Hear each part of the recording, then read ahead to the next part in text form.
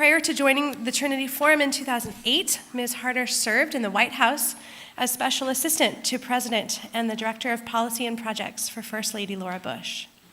Ms. Harder has contributed articles to publications, including Policy Review, Comment Magazine, the Harvard Political Review, and various newspapers. Her ghostwritten speeches and articles have appeared in the New York Times, the Wall Street Journal, Washington Post, and others.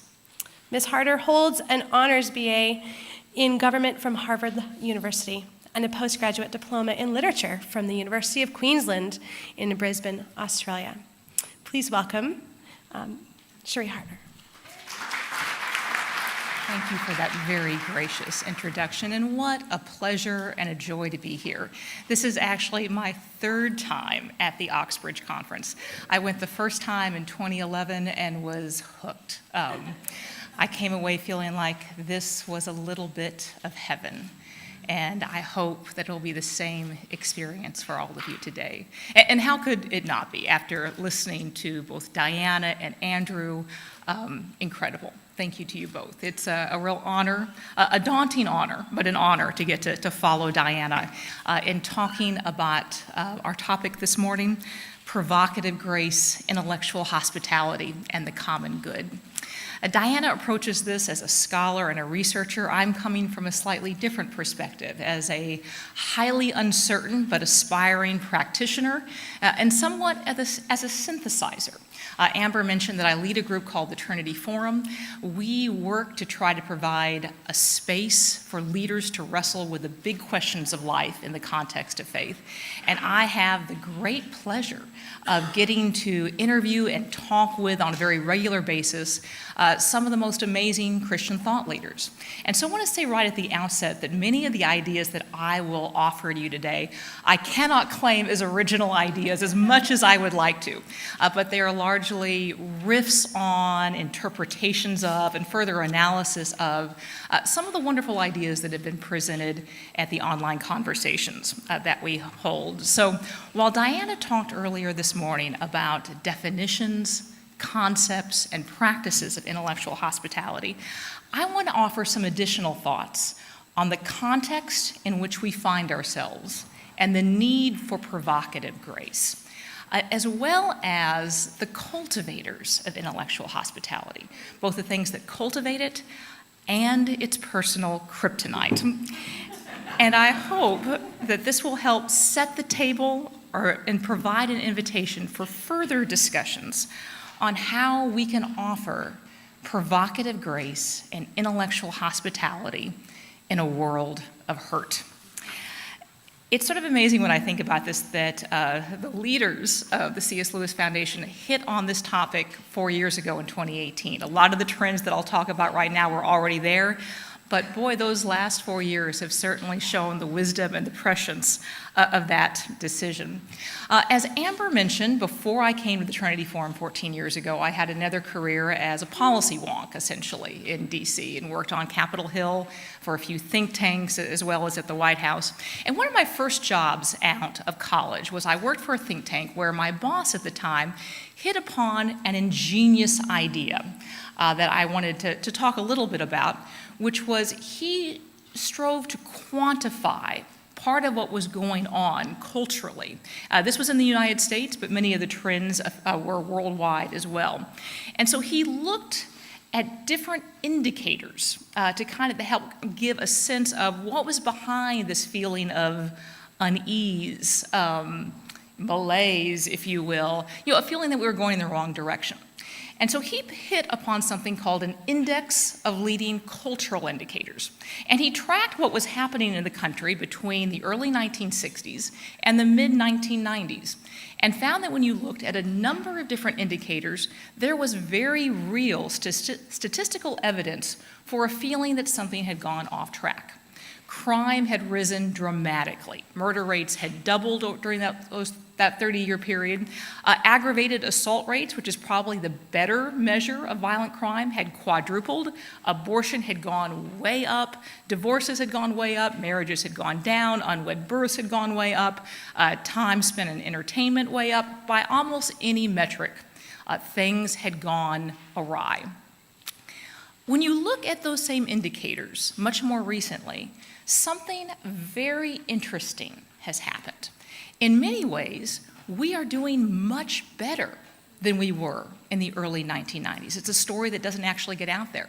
Violent crime actually decreased dramatically. It's increased in the last few years, but for most of the last 25 years, it has gone down. Abortions have gone way down, even before Roe v. Wade, before the overturning of that decision. Before that decision, they were basically down to pre-Roe v. Wade levels. Divorce rates had leveled off. There was all sorts of good news to celebrate culturally. But there was something else going on in our current cultural context. Diana talked a little bit about anger and division, and that is certainly true. But there are other things going on as well. And while we are less violent than we were 25 years ago, we are far more divided, distrustful, depressed, anesthetized, distracted, and confused.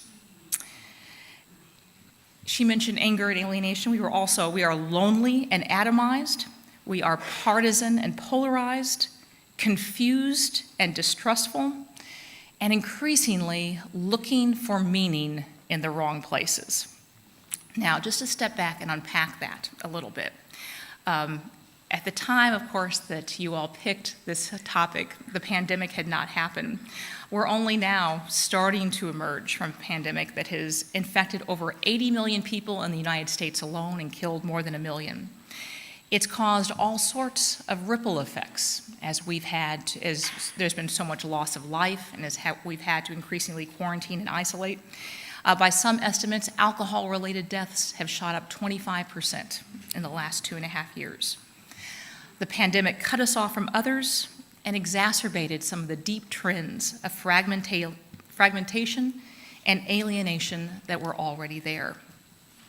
And the loneliness that we have been experiencing, we are increasingly likely to say we have fewer friends, the friendships we have are of lower quality. A growing number of Americans, and again, I'm usually quoting statistics from the States, but these trends are also mirrored worldwide. A growing number of us say that we have no close friends at all. And that loneliness has intensified a trend, the extent to which partisan politics has become a growing source of identity, even primary identity, for ever larger number of Americans.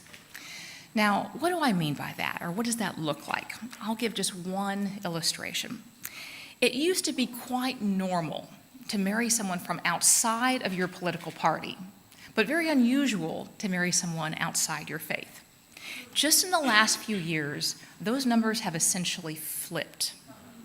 It's now much more likely people are much more likely to marry outside of their faith than outside of their party.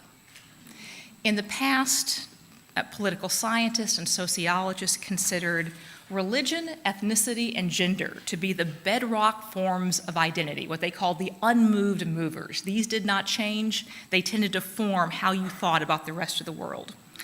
But recent studies, including one by NYU, found that a growing number of Americans are actually willing to shift their religious, ethnic, or class identities to align with the demographics of their political tribe. Why has this happened? As families have grown increasingly fragmented, work more precarious, deep connections to neighborhoods, communities, churches, and extended families have thinned. The people, the places, the faith that helped shape our sense of who we are increasingly have less power to do so. And those bonds that have joined us together and gave a richness to life are growing thinner. In the aggregate, as I mentioned, we report having fewer of these committed relationships. And again, it's commitments and relationships that largely form our outlook, even our character. So not surprisingly, because we are social animals and we need each other, we've gone looking for community, and increasingly, we conduct our search online. And the kind of community that is most easily and quickly cultivated through online and social media interaction is generally that of people who agree about something and get really fired up about it. And it's much harder, actually, to get people really excited and fired up about something that they all support. And it's much easier to get people really worked up about something that you fear or dislike. And so one of the things that sociologists have observed over the past several years is the very steep rise of what's been called affective polarization. That is, tribes that are bound together not by a shared love, but by shared hostilities to a person, a tribe, or a party. And that's the basis on which that tribe is formed. At the same time that we're living more and more of our lives online, technology companies, of course, love this, and they are very, very good at keeping our attention. They have found that one of the best ways to do so is to construct algorithms that customize our information streams to that which confirms our worst opinions of the other side, provoking outrage, showing us just how awful they are. It is a wonderful way to keep us engaged and online. It's not such a great way at encouraging intellectual hospitality or a sense of balance or perspective. Instead, it leaves us increasingly open to misinformation. And by virtually every metric, that's what we're getting. There have been some studies, one done by the Atlantic magazine, that has found that falsehood penetrates much more quickly on social media than that which is accurate, up to 6 times as quickly in terms of its velocity, and goes much more deeply too in terms of its engagement. It's being retweeted or liked or responded to. It becomes increasingly more difficult for us to distinguish reality from fantasy. And it's a precondition for conspiracy theories. And sure enough, that's exactly what we're seeing spread. Now, I wish I could say that people of faith are immune from this trend. But sadly, that's not the case. There was a recent survey and study done by the American Enterprise Institute, a conservative organization, that found that in this case, white evangelicals, the most of any religious group, affirmed part or all of the widely debunked Q conspiracy theory. And another Washington Post story found that in many times, misinformation campaigns, particularly around vaccines, often target people of faith, in part because they think it's fertile ground. So at the same time that our identities are growing more political, our information streams are going more polarized, provocative, and siloed, our politics more apocalyptic, and all of us more vulnerable to misinformation. What could go wrong? But perhaps one of the most unsettling parts of our current trends is that all of these different streams and facets of our current context feed in to an increasingly misplaced sense for our sense of ultimate purpose and significance that's reflected in the growing syncretism that baptizes temporal political ends with eternal significance. We're getting more and more of our sense of meaning from political combat. Disagreements become a war of good versus evil, where the fate of the country or the culture lies in the balance, and compromise with the opposition becomes capitulation to evil. In this way of thinking, heroism consists of crushing your enemies and their ideas, and virtue requires ever more determination and force in resisting such evil and doing whatever it takes to triumph. All too often, those who dissent from this paradigm, whether in public office or in public forums, and kind of try to find a new way from that angry divisiveness, will find themselves attacked from all sides, basically driven from the public square by those who thrive off of the combination of adulation and negative attention that being both very provocative and extreme on social media allows. It's much harder to make changes in this way. So, what do we do in all of this? How do we respond?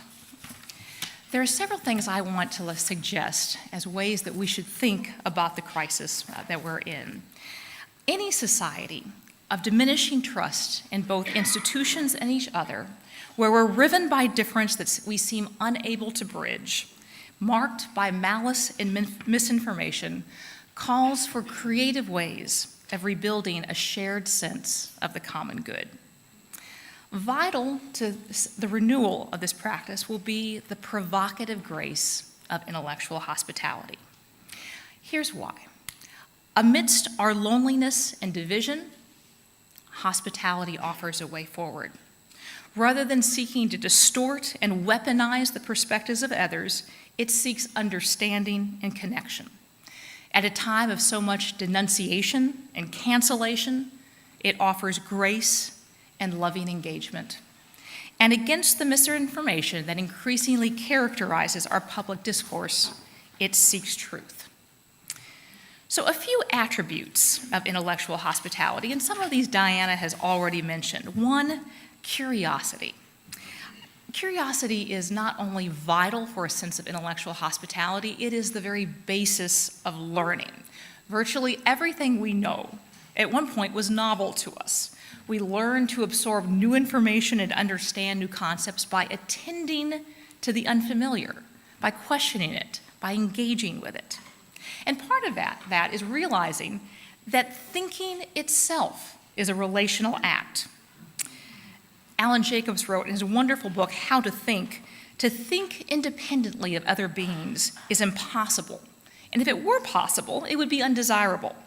Thinking is necessarily, thoroughly, and wonderfully social. Everything you think is in response to what someone else has thought or said. In short, none of us is a truly independent thinker. The way we think, as well as what we think about, consists largely of what we have been previously exposed to through our relationships and our interactions. Another way to encourage hospitality is to read old books.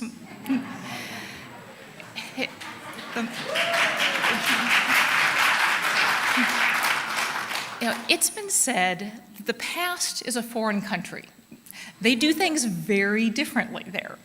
And by reading old books, you also start to realize that, oh my gosh, utter geniuses that I so admire also got some things wrong. It also helps one realize if they, as brilliant as they were, as good-hearted as they were, didn't question all the assumptions of their age, what assumptions of my age might I want to question?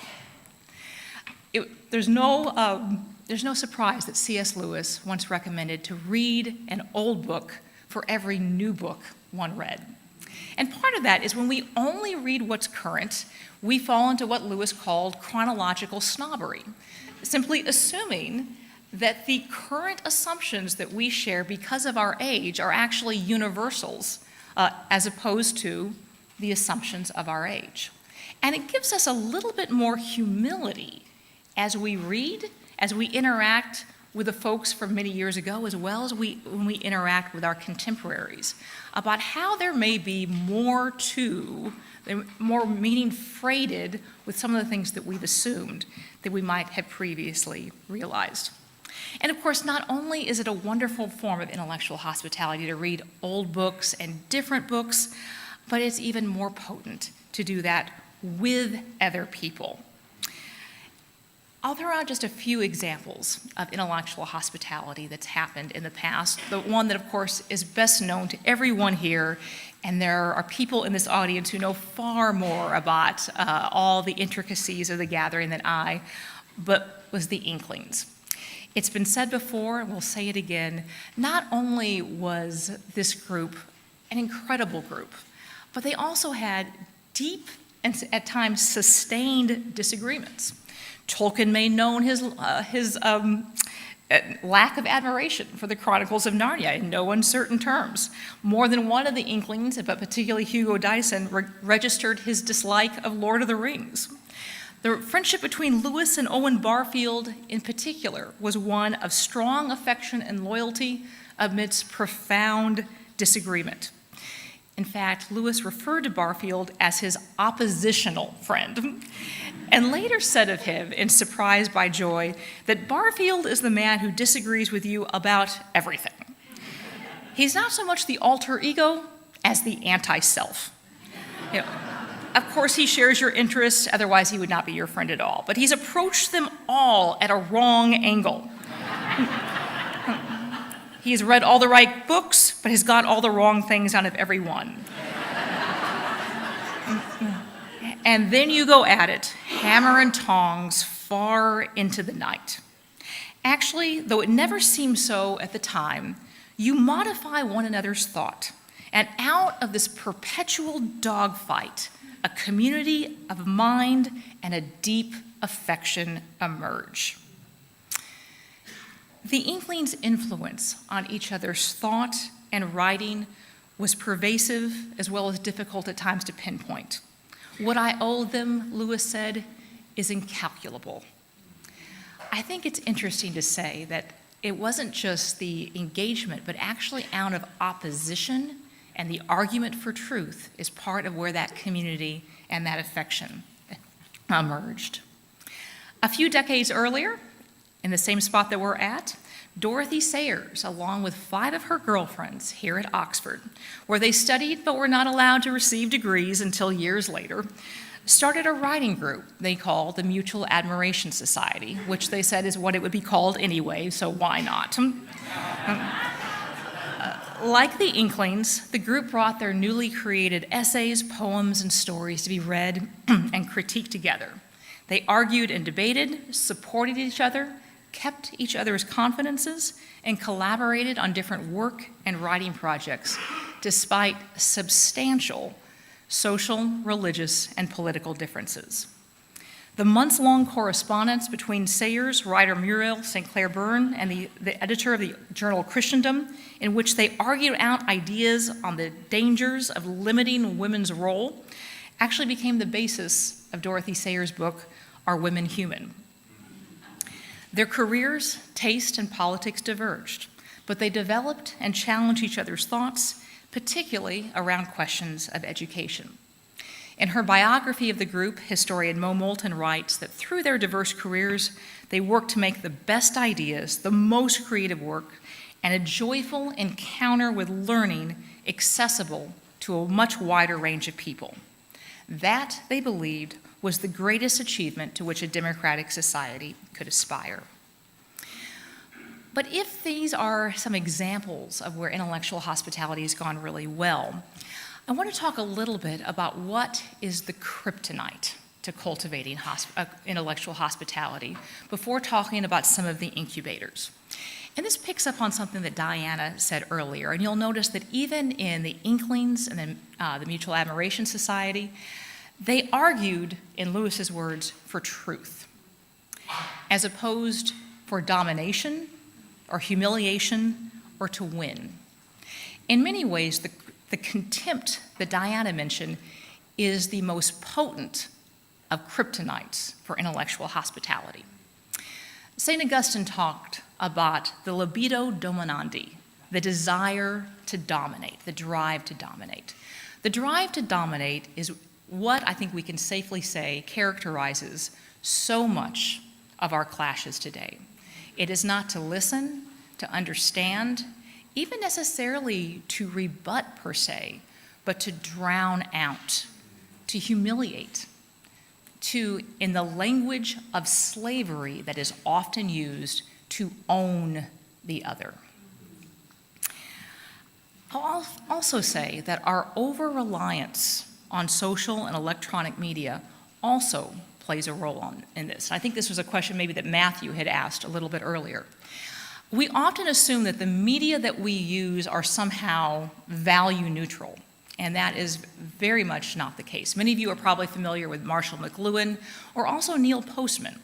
both of whom made the very compelling argument that the medium that we choose in which to communicate has all sorts of biases inherent in it. It predisposes us to different forms of content and different forms of thinking. To use Neil Postman's example, you can't do philosophy by smoke signal. The form precludes the content. He went on to say that any Cherokee philosopher would run out of blankets far before they finished their first axiom. There's just certain sorts of media that allow different kinds of communication. One will have a very different form of engagement and communication with the friend with which you vehemently disagree when you are meeting over coffee than if you are flaming each other on Twitter. The anonymity that was mentioned also plays a huge role in this because we are able to show up not as fully seen or embodied people, but as anonymous combatants, able to shoot from afar and scurry away without ever being known or detected. So I think one important thing to think about when we think about the different kryptonites for intellectual hospitality: contempt, desire to dominate, and the medium through which we are using to communicate. So how might we cultivate the provocative grace of intellectual hospitality? There are certainly many ways of doing so, and I imagine that will be a wonderful conversation topic, perhaps over lunch later today. But I'll also throw out just a few suggestions to get us started.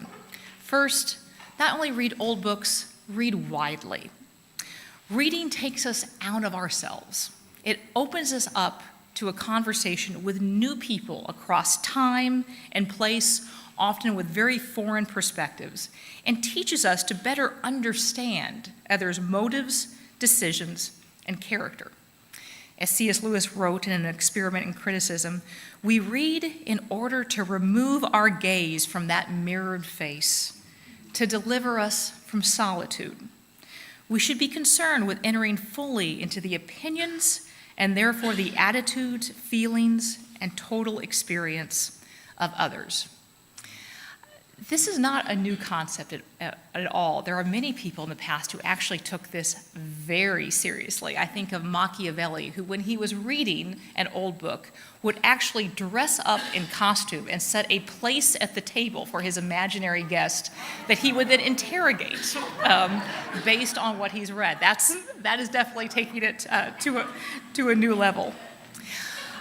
This is a point that Diana made as well. Understand that extending intellectual hospitality does not require or in any way obligate one to affirm or capitulate to the ideas or values of your conversation partners, nor does it obligate you to check your own values or worldview. Listening, asking questions, seeking to understand the view of another may well convince you more than ever that they are in the wrong. Better understanding may confirm your disagreement and may also open up new avenues. But it does not obligate you to check your decisions at the door. I think about Reinhold Niebuhr, who basically addressed the question of how does one fully live out one's faith in the public square in a non-authoritarian way. And he talked about conviction, humility, and charity as being the three guides to that kind of engagement. To come with your full conviction and to make the case, but also to understand that while truth may be absolute, we are not omniscient, and we see through a glass darkly. And there are inevitably biases, obfuscations, basically specks in the lens through which we view, and to hold that in tension. And above all, charity with those with whom we interact. Seek out those whose judgment and thoughtfulness you respect, but whose views you might disagree with, and ask their perspective. Many of them will be both floored and flattered that you bothered to ask. Search for the fairest and most thoughtful representation of the opposing view. This is exactly the opposite of what happens on so much social media. In fact, sociologists have actually coined a term for it, which is, rather than what we usually do with someone else's argument with whom we disagree, nitpicking, they refer to it as nut picking. That is finding the craziest argument that you see out there on social media and being like, see, this is why our contempt is justified. Do the opposite. Seek out the most thoughtful, intelligent representation of that point of view, ask how they got there, and engage that. It will certainly be more difficult. It will also be incredibly honing to one's own intellectual acuteness and ability to understand. Cultivate curiosity. We've mentioned this before. People often have very good reasons for their views, even their mistaken and harmful ones. There are times I think about in college. For the last 2 years, I had 2 roommates, and we loved each other. One was the president of Campus Crusade. The other was the president of the Harvard Civil Liberties Union. And as you might imagine, there was a lot of disagreement about various issues in our dorm. And the gal who was the president of the Civil Liberties Union was someone who was very opposed to all the tenets of my faith and my roommate's faith. But we also really liked each other, and she was one of the smartest people I'd ever met in my life. And we were both curious about how did a seemingly intelligent person like you arrive where you are? College bull sessions late into the night would discuss these things. And at one point I asked her, you told me you grew up in a Christian home. Why the hostility? And over time, it came out that when she was 9, she had ovarian cancer. It was a freak bit of cancer. And she prayed desperately that God wouldn't let her lose her hair. And of course, she lost her hair. And at 9, she decided that in a 9-year-old's kind of vocabulary, that if God existed, he wasn't very nice. That's a kind of a low-rent sort of restatement of really the problem of theodicy.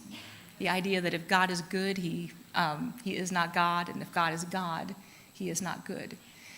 And she struggled with that from the age of 9 on. And as brilliant as she was, and she was spectacularly brilliant, it was the cause of what became a life that went in a different direction. It was a reason. I didn't think it was the right reason, but it was the kind of reason that doesn't move through rebuttal or refutation alone. It only moves through relationship. Another point, avoid unnecessary provocation. Now, which is almost always an attempt to embarrass, dominate, or upset. Rarely do we get the best argument, the richest engagement, or really forge our relationships by provoking someone else, by trying to egg them on. This, by the way, is exactly what our social media does to us. It is an outrage industry, and there is a great deal of profit in keeping us outraged. Set ground rules. When hosting discussions or gatherings, insist on civility and model charity. It's often quite helpful, I've found, to set expectations at the very start of a gathering. Set the norms. Not everyone will necessarily follow them, but once someone errs, everyone's like, they know what's going on. Providing such ground rules is often quite helpful to cultivating a kind of spirit of inquiry, generosity, and warmth. Value the relationships and friendships generated by hospitality as vitally important both in and of themselves and as the part of the process of intellectual development, apart from any potential for changing their mind. Because thinking itself is a social act, and we are largely formed by our emotional biases and attachments, learning to properly order our priorities and emotional attachments is foundational to growing in wisdom. One of the ways we show that kind of generosity is by valuing people for who they are. allow for changes of mind and heart, but intellectual hospitality does not insist upon them. I think Henry Nouwen was quoted earlier. He has a wonderful quote about hospitality is not to change people, but to offer them space where change can take place. It is not to bring men and women over to our side, but to offer freedom, not disturbed by dividing lines. Another point that I'll throw out there is to be mindful of our language. Watch what words we use. I think everyone in here is probably already very kind of acutely aware of just the weight of words.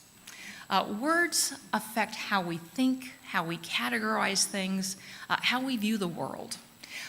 One of the great insights of the novelist George Orwell, which he illustrated so vividly in 1984, is how the corruption of language can also corrupt a culture. So when a tyrannical power wanted to come in, what is one of the first things they did in his mythical land of Oceania? They reduced and debased the vocabulary.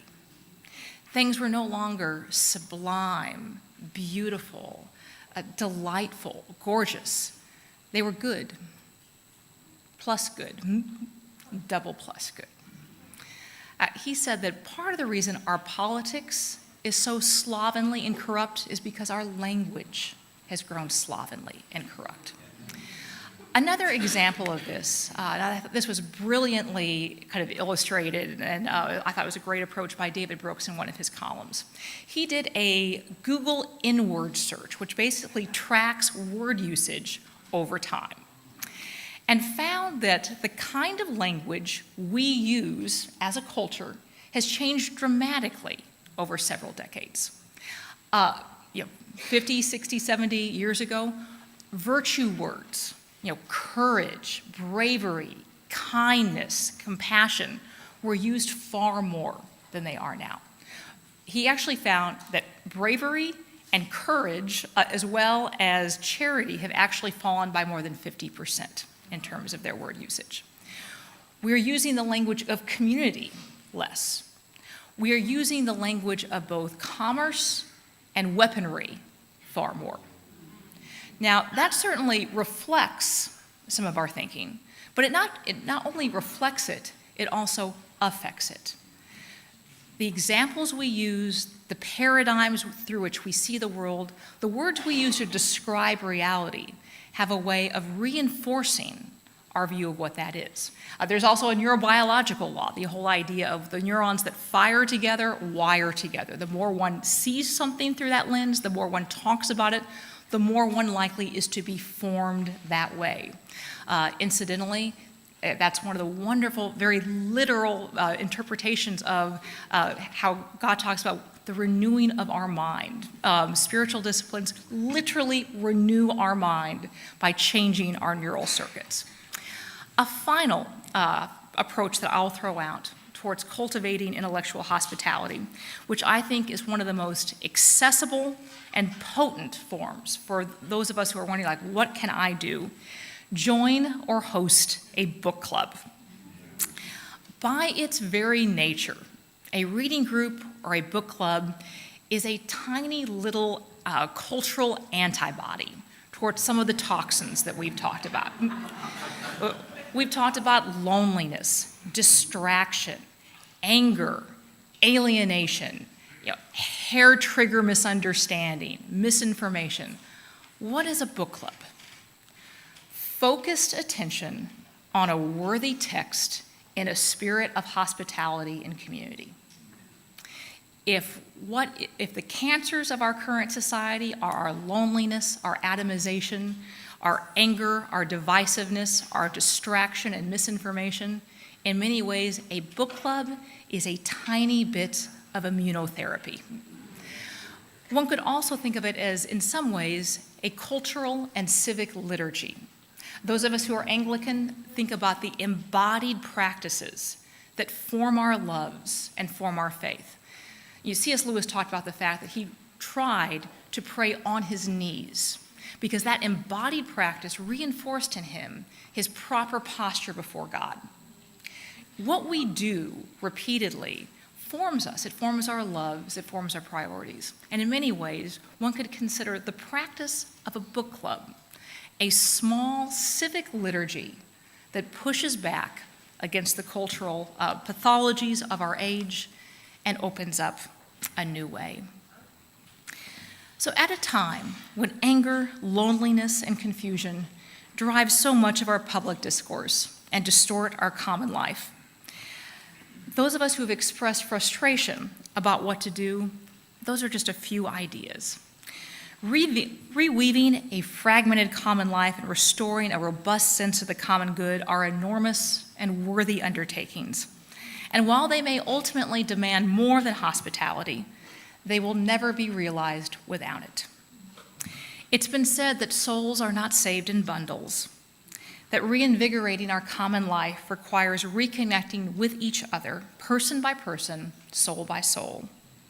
And in the midst of all of our division, our distraction, our anger, our polarization, is our opportunity to open our minds, hearts, and homes to our neighbors, to learn to think more deeply, read more broadly, understand more fully, and ultimately to live more abundantly.